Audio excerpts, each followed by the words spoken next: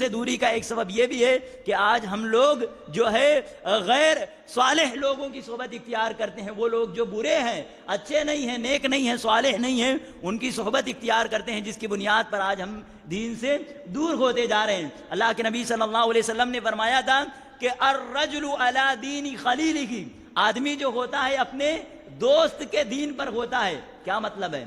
معنی یہ ہے کہ اگر آدمی نے اچھے کو اپنا دوست بنایا ہے تو اس کی زندگی بھی اچھی گزرنی شروع ہو جاتی ہے، وہ بھی روزہ نماز کا پابند ہو جاتا ہے. لیکن اگر بروں کی صحبت میں اختیار کرتا ہے تو برائیوں کے اندر ملوث ہو جاتا ہے.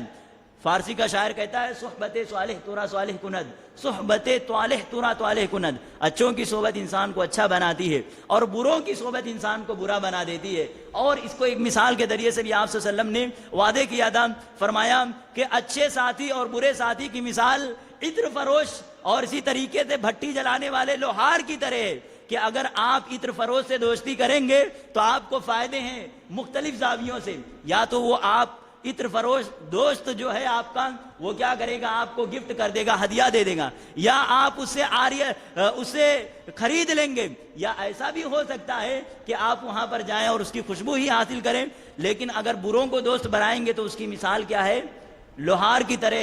اگر آپ لوہار سے دوستی کریں گے، جائیں گے، آپ کے کپڑے جل جائیں گے، چنگاری اڑ کر کے آئے گی. یا اس کے اگر یہ نہیں ہوا تو کم از کم آپ کو وہاں پر بری بدبو کا آپ کو مقابلہ کرنا پڑے گا. لہذا اگر آپ نے بروں کو دوست بنایا تو آپ کی زندگی جو ہے بے دینی کے اندر چلی جائے گی.